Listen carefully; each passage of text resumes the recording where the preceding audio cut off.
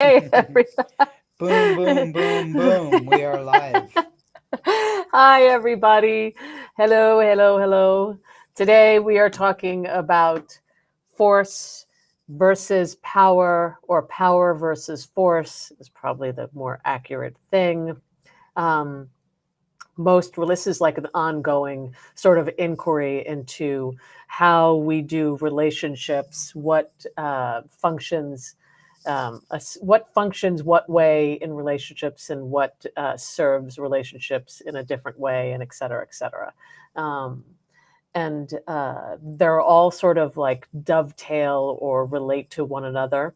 And so I figured we were talking about what we wanted to talk about this time. And when we went over the list of things that we are like our hot topics or sweet topics, we really thought, I just saw us go in and out. We thought power and force is always a good conversation. Hi, Joelle, my Hi, love. Joelle. Um, so I figured that, Ken, do you want to say something first and before I sort of read something Yeah. from, yeah. One of the things that's coming clear is like there will be times when we do lives like this and it's like we have a teaching that we're going to present, like this is the way things are. And often, more often, what'll happen is it's a discussion between the two of us that you get to witness live. And so, for example, today, like the conversation that you're going to hear started this morning when we were talking about this topic. So you get to kind of look in on an ongoing conversation between two people who play with these ideas and are steeped in these ideas and live them and learn as we go. So just to set some expectations. And also that learn where we are ourselves feeling powerless. You find out where you feel powerless in the moment, on the field, while you're actually in the relationship or in the dynamic itself. So and how we work our way out of it. So I wanted to read a little something from a book by David Hawkins, which is Power versus Force, and it's chapter 8. I feel like it's a really great book, but chapter 8 is really where like the money shot is. And it's the source of power. Power stands still. It's like a standing field that does not move. Gravity itself, for instance, does not move against anything. Its power moves all objects within its field, but gravity itself does not move. Force always moves against something, whereas power does not move against anything. Force is intrinsically incomplete and therefore has to constantly be fed energy. Power is total and complete in and of itself and requires nothing from outside itself. And I think I'll stop there because I feel like that's a pretty good balance, or a pretty good starting point to have the conversation. Yep. Um, Great. So I always feel like this is funny because when we think about power, we think about force Mhm. and not the other way around. But you were going to say something. Well, so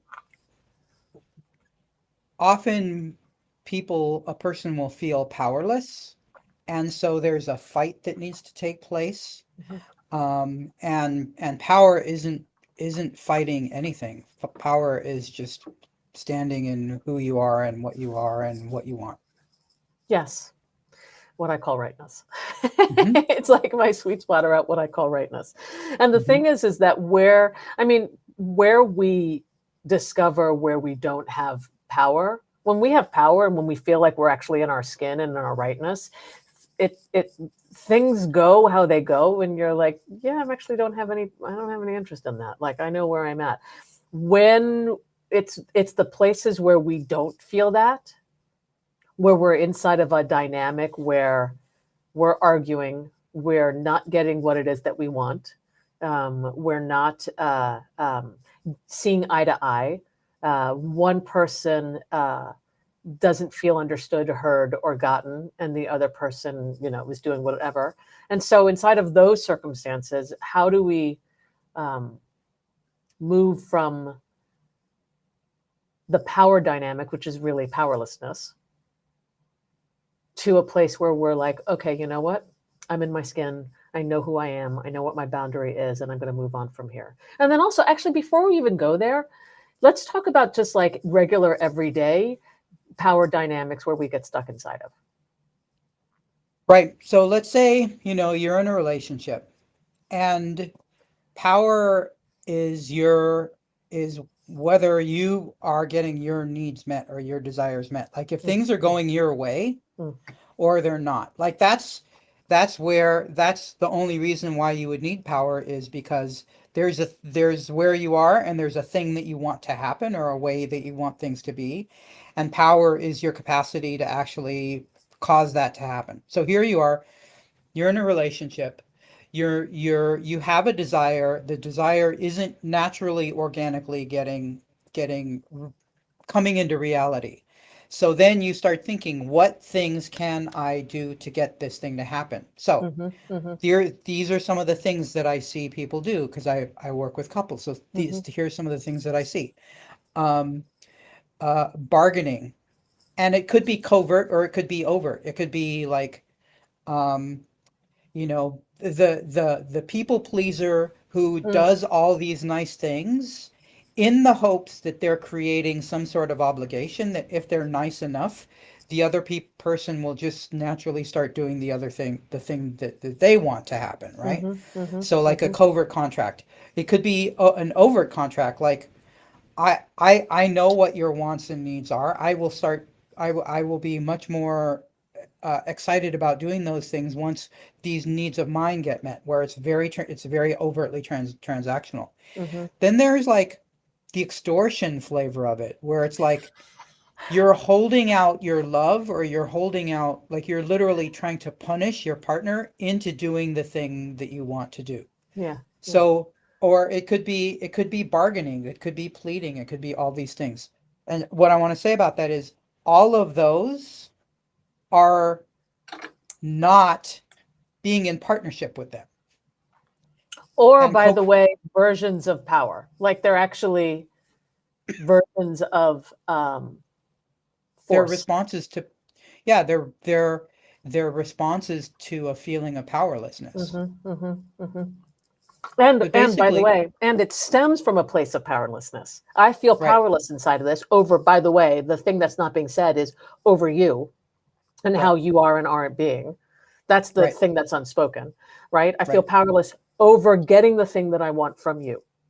right, Um, and so inside of that dynamic is how do I get, manipulate, coerce, seduce, force, challenge, whatever, all of those things.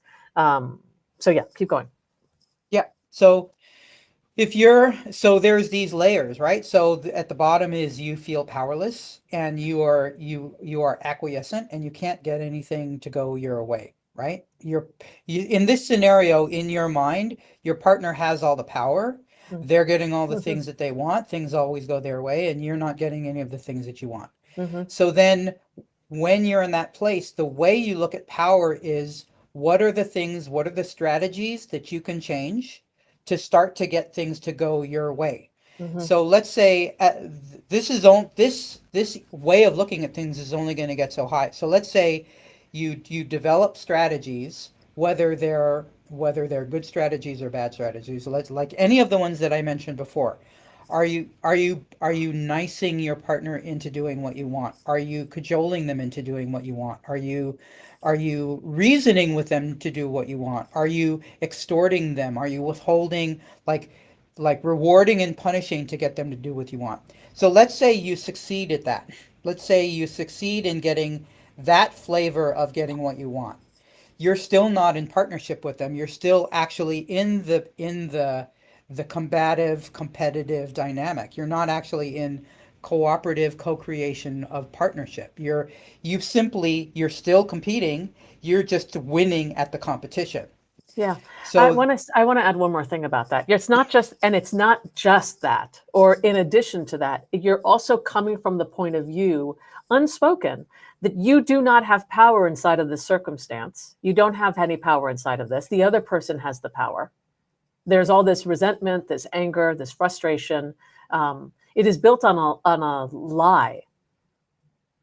You're also on a certain level coming from the point of view of you no longer, let's say it's you and I, right? I'm no longer dealing with you as a whole human. Hmm. I am now just dealing with you as the thing, as the vehicle for the thing that I want. Yeah.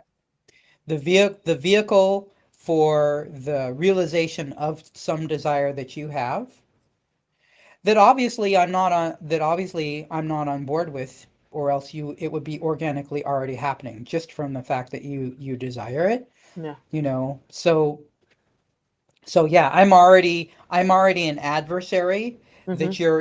that you're in combat with. Mm-hmm. Mm-hmm. Mm-hmm. All right. So then, how do we? Since that's like what most relationships or a lot of relationships end up falling into. I do all the like we guilt people. We do like so.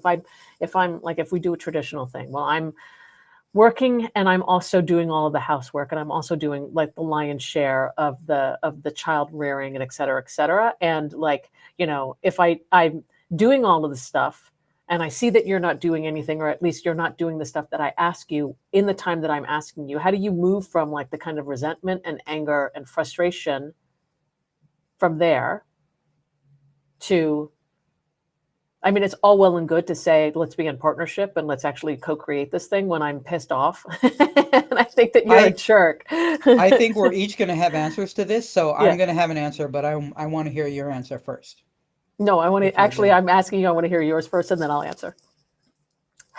Well, so there's levels of it. The Yeah. reason I wanted to go second is because there's levels of it, and there's levels of the way that you talk to your person to that's more in partnership than it is in competition or trying to get them to do something. Yeah. But there's a level above that where you step out of the entire power dynamic. Mm-hmm. Mm-hmm. So Mm-hmm.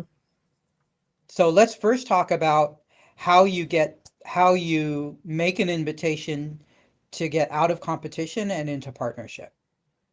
Okay. Do you want me to do that or do you want to do that? Um, well, so which way do you want to go?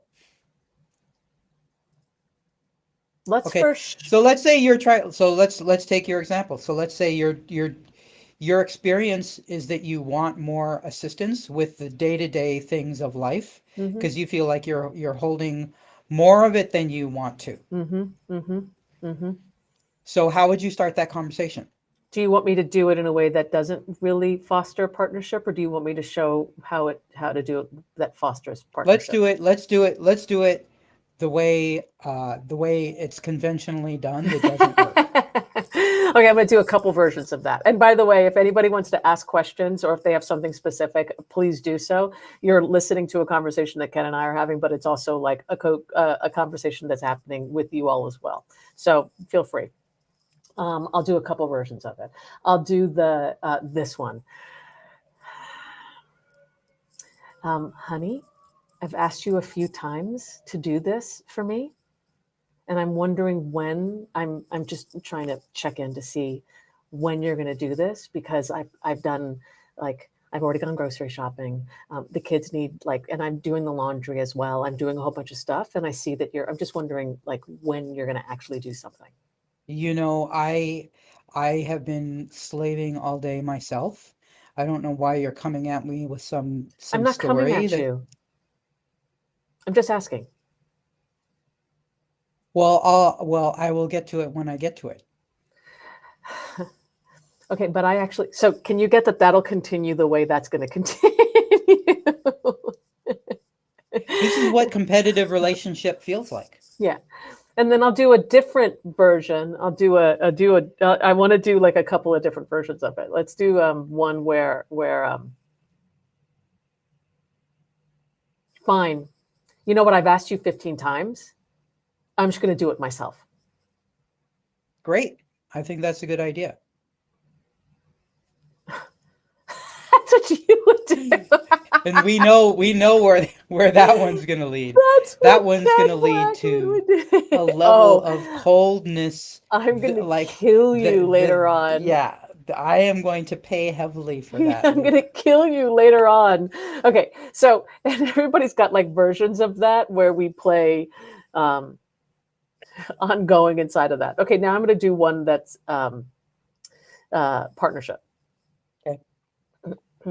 um, okay, I find myself so frustrated right now. Do you have a little bit of time to talk about something? Because I find myself really, really frustrated.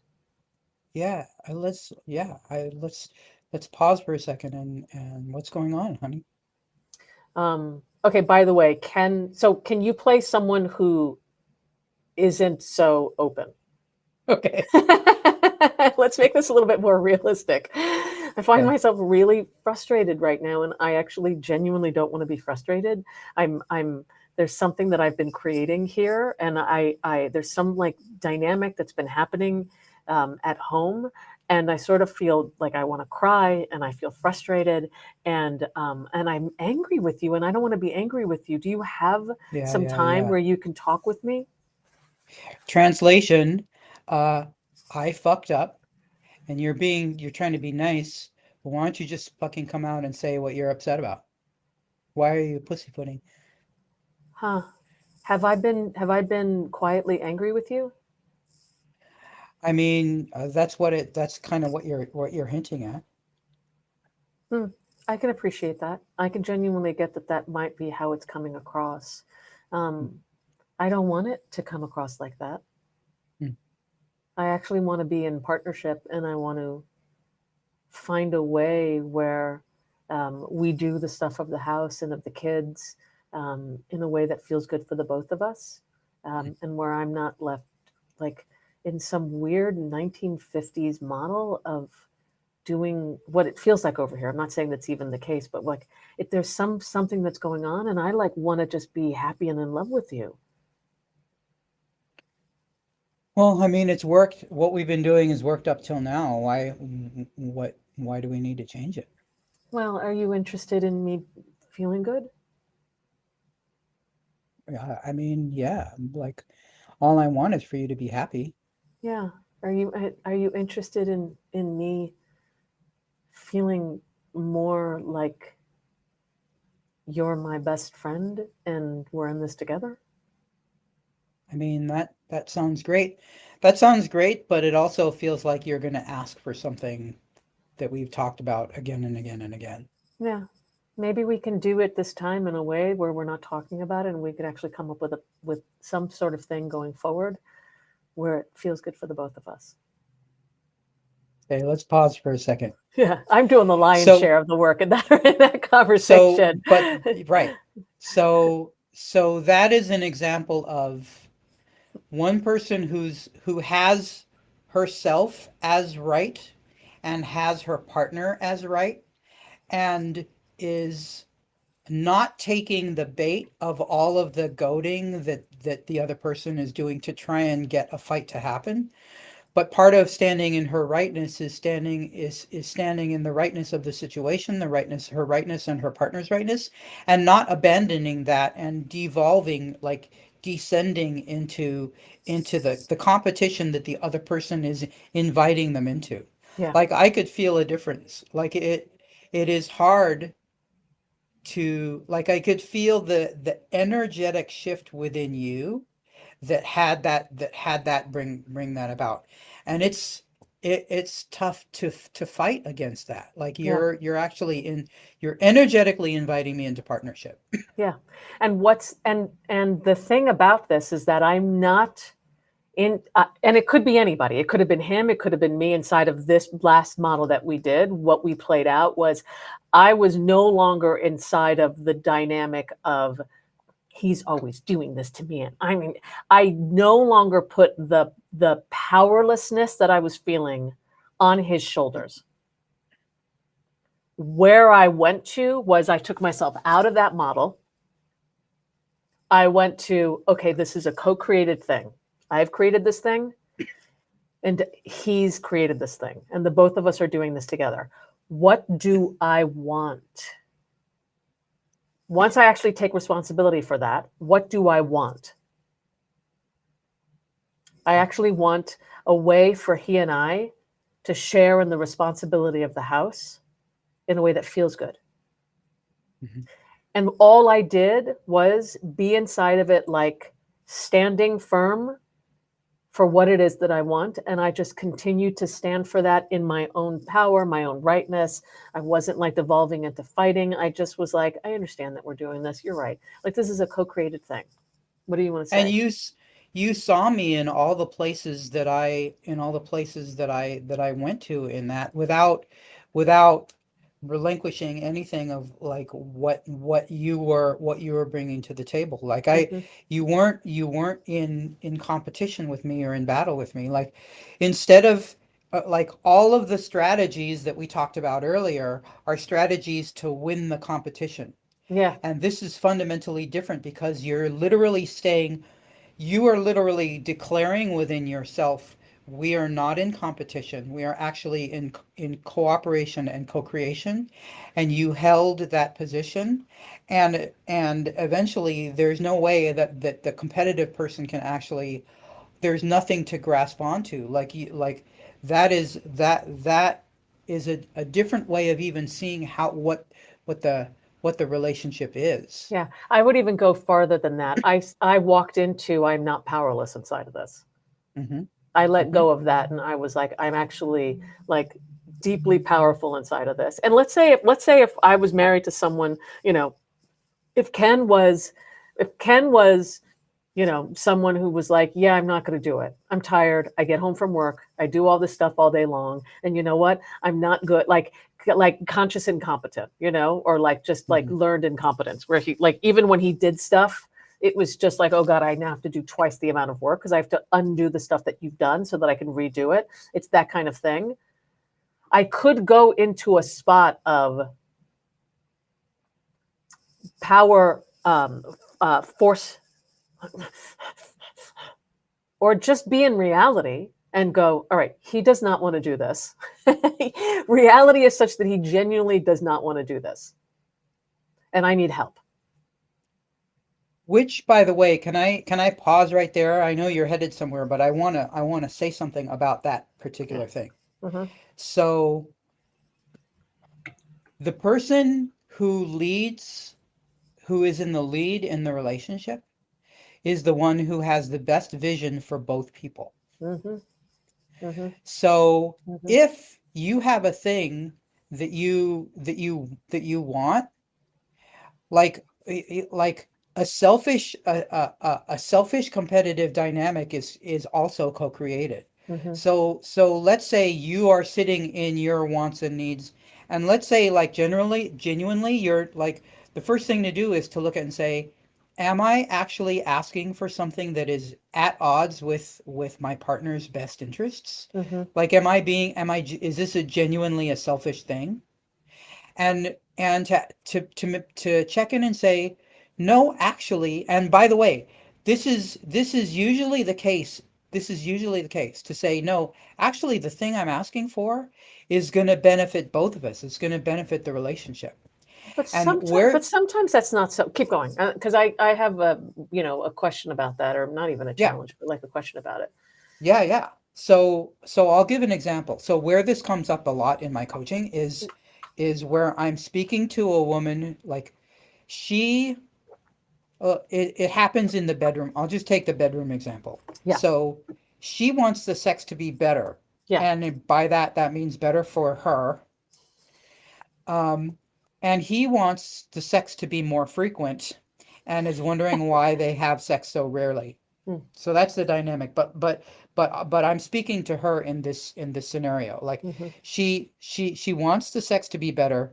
There's a few things that are going to be hurdles that she has to confront to dismantle the dynamic that has existed up till now. The dynamic that's existed up till now is the sex is mostly good for him, and she kind of puts on a show Hmm. um, Hmm. to protect his ego. Hmm. So there's a lot that needs to be dismantled, and it is not going to feel good to the process of it is not going to feel good to him, because first he has to confront the uncomfortable truth that he's not quite as good a lover as he thinks he She's is. and as she's led him to believe. Right. And that he and the basic truth is he actually is going to have to put a lot more attention and love and caring and effort and attention and energy on her pleasure. That is just going to be a necessity, and there's no dismantling that. Like, he's going to have to up his game. Hmm. Hmm. All of this is going to be uncomfortable for him to face, but this is the important point that I want to make.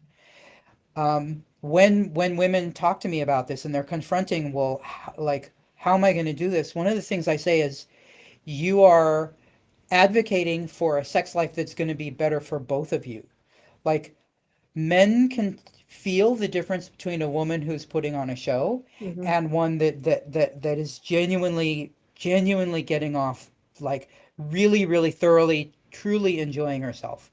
Most men who can't tell the difference have not experienced the latter, and what you're doing is inviting him to into a sex life where you, the woman, are enjoying it so much.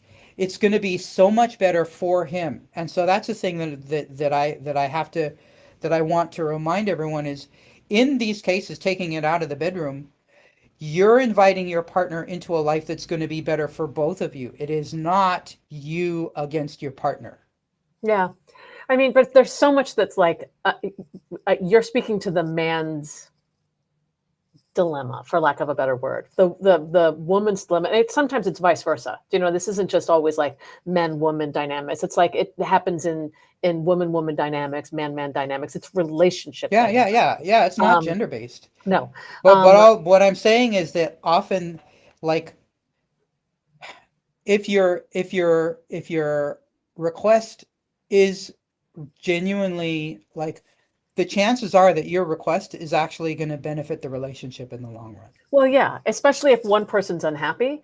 Like if one person's unhappy at the expense of the other person, then Right, then what usually ends up happening in those circumstances is that one person, the person who has been sacrificing, usually it's not all the time, but sometimes it's the man, sometimes it's the woman. But in this case, let's just like follow the same thing. Let's say it's a woman who's just been sacrificing her own happiness, her own voice, her own whatever for the relationship, because she's been conditioned, because she's been whatever, is that she'll um, get resentful and then turn the page in the other direction and be like, enough, now it's my turn, I'm going to do what I want, and right, fuck off if you are not like it's that becomes the dynamic back and forth, right, um, which uh, might uh, succeed for a short amount of time, but usually leads to yes, Denise, you can see this later on. It'll be on our page. And I wanted to remind also for anybody who has any questions, feel free to jump into the conversation. Like it's something that we'd love to hear whatever thoughts you have. If you get to the point where you're like, now it's my turn. You've been winning all this time. Now it's my turn. I'm going to do my thing. Um, uh, and then you start doing that thing. What ends up happening is the really thank you, Denise. Um, the relationship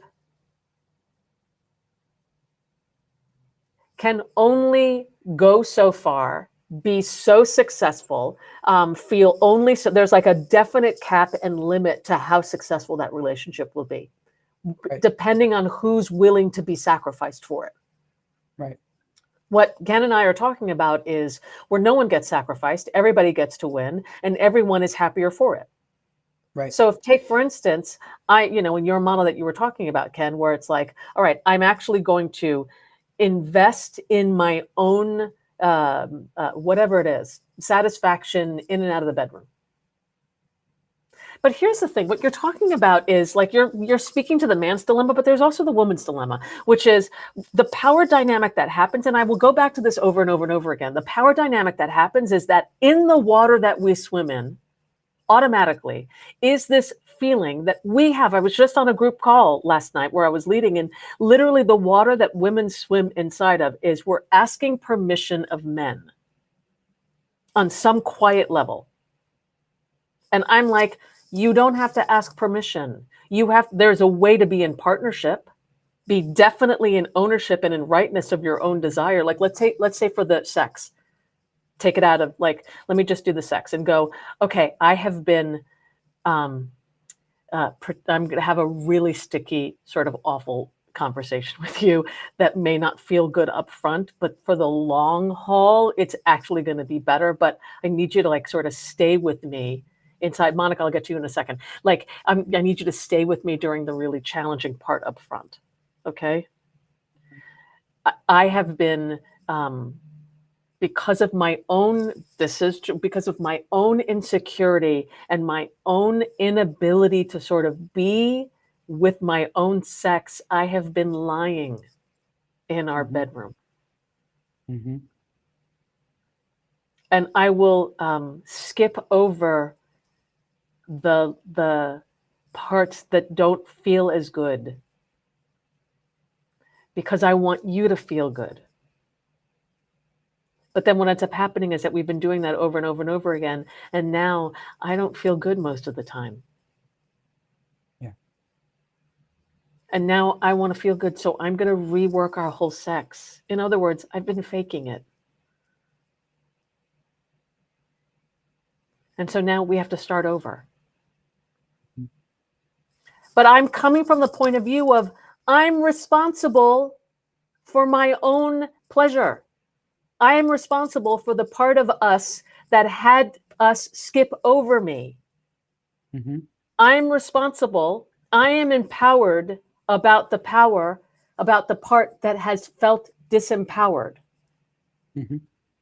Okay. How do you navigate having a desire that may not be in the best interest of both of you? Well, Monica, can you give your example? yeah, if you can. I mean, it might be like there's a question. I think I was talking about it with like there is a question. Take, for instance, one person wants to open the relationship. On paper, that might sound like not in the interest of both of you. How do people navigate that? Well, that's a touchy subject. So we're going to open a lot of can of worms if we use that as the example. So then we can come up with another one if it's a little Well, bit no, like less well, we will use that as an example, but I'm just supporting that it's going to open up a can of worms. But the answer is that doing so, like, if you have one partner who's like, no, I don't want to have this experience with you, and no, I don't want you having this experience with anyone else. Like basically one person is telling the other person, uh, no, like, no, I don't want to do this with you, and no, I don't want you to do it with anyone else. Um, that's actually where the conversation of you know like, so sex is one example, but it could be anything. It could be anything that you want to experience, that you want to have that experience with your partner, but if they're not game, then you're either going to have it by yourself, or you want to have the freedom to have that with someone else. So what you can do is point out that this person has you on lockdown and is extorting you by whatever threats they're making. Um, and also, like, a lot of pressure will be off of them if you find a way to get this need met that works for both of you. So okay, I want to first talk about Monica's questions, and then I want to do some like example of that, because all of that sounds great in theory, and let's actually do a conversation so that in like pretend conversations so that people understand what that looks like. So Okay. one person wants to travel more and the other doesn't, or go out more often together, like a misalignment of desires. This happens pretty typically in relationships, and this is where power struggles happen all the time. What we're talking about right now is like sexual. One person wants to open the relationship and one person doesn't want to open the relationship. And so how do we navigate from there? So that in this particular very sticky circumstance, I think we can also play out the other ones as well. Should we talk about operating from desire versus operating from generosity? Yeah, we touched upon it the last time, but I think this bears. I thought the same thing when I saw these questions. So I let's. You're the one who introduced that to me, so why don't you share it. Okay. So there's levels of this. The top level is I'm doing this because I thoroughly enjoy doing it. Like Mhm, it is intrinsically motivated. I'm doing something I enjoy doing with you. So that's one level. The next level down is um, I'm doing this because I thoroughly enjoy your enjoyment. Like if we're doing this thing, if we're watching a movie and you thoroughly enjoy this movie, I'm going to enjoy the experience because I'm enjoying your enjoyment of it. mhm, The next level is I I wouldn't say I'm enjoying at the time that I'm doing it, but I have a wellspring of generosity to give you experiences that you like to have. So this is where generosity comes in. Like I feel good about the relationship. I feel good about you. I'm happy to do it because I love having you having a happy partner. I mhm, wouldn't say I'm enjoying it at the time, but like I didn't enjoy I wouldn't say I enjoyed going to picking out this particular gift of this thing that I know you like, but I love having a happy partner. yeah. Then below that is willingness. Willingness is this isn't really benefiting me, but you asked for it and for the benefit of the relationship, I'm bringing my willingness to do it. So you so we went from enjoyment to a couple of different forms of generosity to now willingness. And at the bottom is no, I'm not willing to do this. I find this so repulsive and so repugnant that that I don't want to do it. Like this is not an experience. I dislike this experience so much that I can't even access my willingness. Mhm, mhm. So if you have this model, if this is the way that you talk with your partner, then you can look and say, like, why if it isn't something you enjoy, do you like can we craft a relationship where we bring more generosity in the places where it's not something we actually enjoy? Mhm, Like, can mhm. we bring more, can we what would have you feel in such surplus that you would feel the level of generosity that I want to experience from my partner and the level of generosity that I feel towards you. Yeah. And that, by the way, is not in that does not live. Generosity typically does not live inside of transactional power, like power dynamic relationships. No, it's There is a co-creation. list of I'm doing this, and it's a negotiated, highly negotiated. I'm doing this, you're doing this. How do we sort of stave off the feelings of resentment that are sort of ongoing, simmering underneath the surface? And that somehow you have it in your mind that your goal, like your unspoken goal, your unconscious goal is how can I maximize my enjoyment and pleasure and happiness in the relationship with a minimum of my effort and cost to me. Hmm. Hmm. And so if that's what you're looking for, then that's a very different model than the one where it's like I am highly motivated to have a happy partner. I am highly motivated to have a partner who feels loved, who feels fulfilled, who Yeah. just is enjoying her life the way I enjoy my life. Like that's the kind of partner I want to have. What can I do to help bring about this kind of partner? So let's actually answer the question directly of like how do we navigate desires that may on the surface not look like a best interest for the both of you, like a misalignment of desires. How do we actually work inside of relationships that feel on the surface like there's a misalignment of desires? Like take for instance traveling together more. I mean, you want to travel more and the other doesn't, or go out more often. This is this is where the rubber hits the road, in which you get to see the degree of commitment that each of you has to Hmm. the other person's joy, happiness, like thriving. Like, is this a partnership where you don't, if your partner isn't winning, if your partner isn't succeeding, if your partner isn't happy, you are not winning, you are not succeeding, you are not Well, happy. I mean, but that's the difference between transactional relationships or partnered relationship. We go back to the same thing. It's like, Yeah, are we a tit for tat? You know, I get mine, and then maybe I can give you yours, depending on, like, there's a place where when we're in partnered relationships, we actually feel generous towards the relationship and towards that's the right. person because we're in a different come from. Right. Um, the transactional, you feel generous when you're getting fed. Right. And then you could be a little bit, but it's like there's a really short window inside of that. Like, take for instance, Monica, like Ken, at one point, I think I said this last night in the group call, where at one point I had this real desire ongoing where I was like, I just have this yearning to travel again. Like, I just want to be on the road like I used to be and not have a care, like just be on the next adventure and be alone and not have to think. And it wasn't really about Ken. I just had this, like, I used to do that, and then I there was something about being in the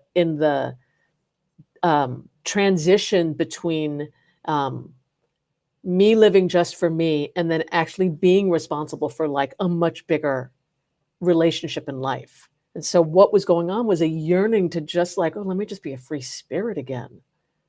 Hmm. And I would talk Hmm. about that, and Ken, what would you say to that? I would say, okay, look, if you really reach a point where you look me in the face and you say, what I want right now is just to hit the road. I don't know how long it's going to be. I just want to be, I want to travel.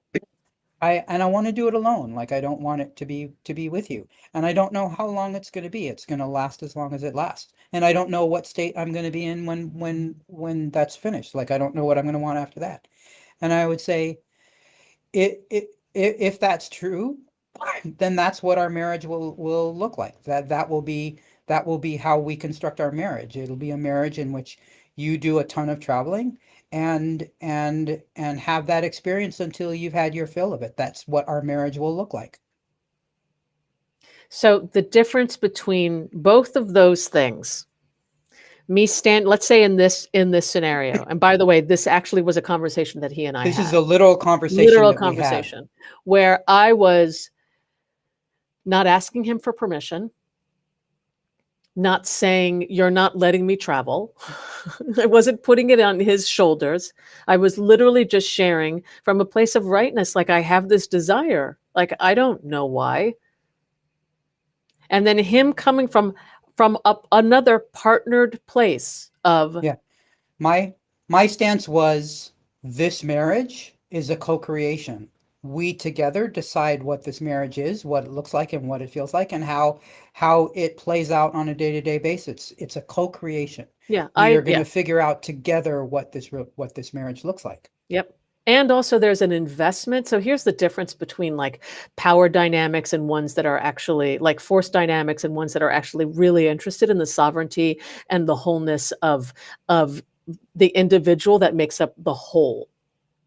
Is, I'm not asking Ken to be a certain way so that I can get my needs met. Ken is not needing or asking me to be a certain way for him to get his needs met. We come from the point of view that we are whole and complete already. Right. Inside of that, do we have needs? Do we have desires? Do we have, like, things that we're, yearning or whatever? Yes.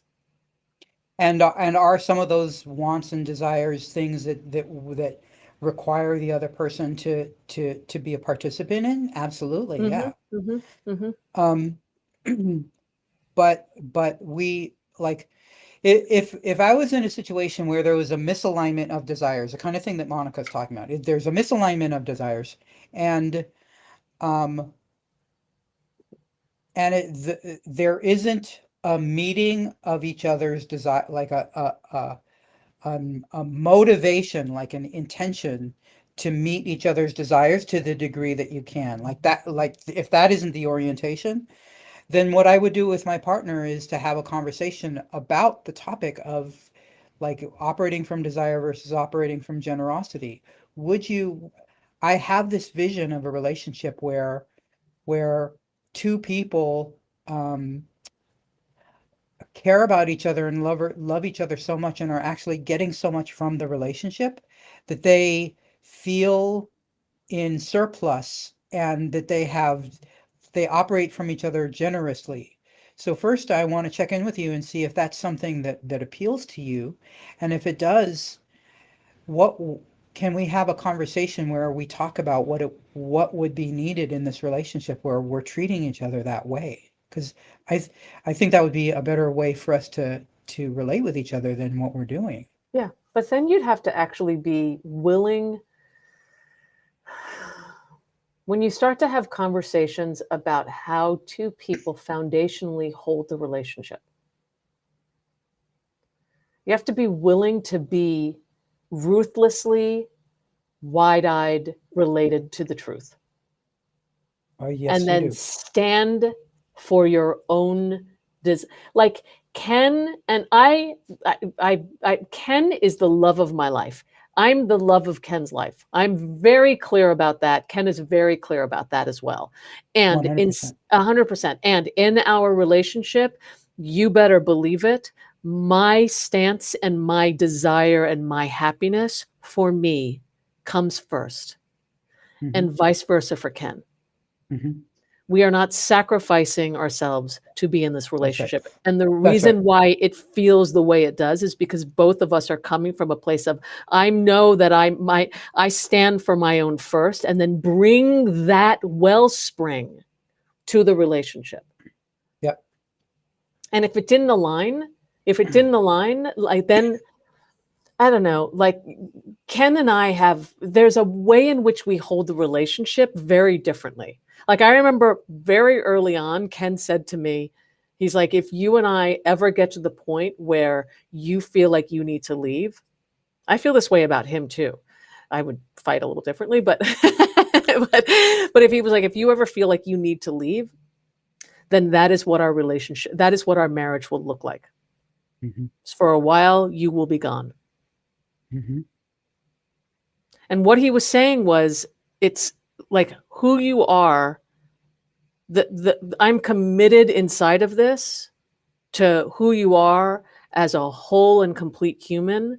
Not based on. I'm not committed to the form of it. I'm committed Yeah, to the quality of it.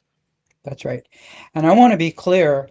I wasn't saying go take as much time as you need because I secretly have this, then you'll get your fill and then we will return to this form. No, I was literally letting go of the form and saying this is a co-creation, and if that's where you're at as my partner and in this partnered life partnership and marriage, then that is what our relationship will is going to look like. That's what it's going to be. And I'm game for us to have that be our marriage. Great. All right, we have a couple minutes more. Let's close out. If there's anybody that has a question or if you want to comment, um, please do so. If there's something that you want to hear next time we have this conversation, or something that's come up during this conversation that you'd like to explore more, let us know. Um, but in the last couple of minutes, what do we want to say about power versus force and dominance?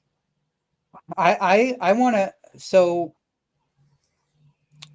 um at the bottom is like you have no power and you're like acquiesced and you don't even have any, like you're not even trying.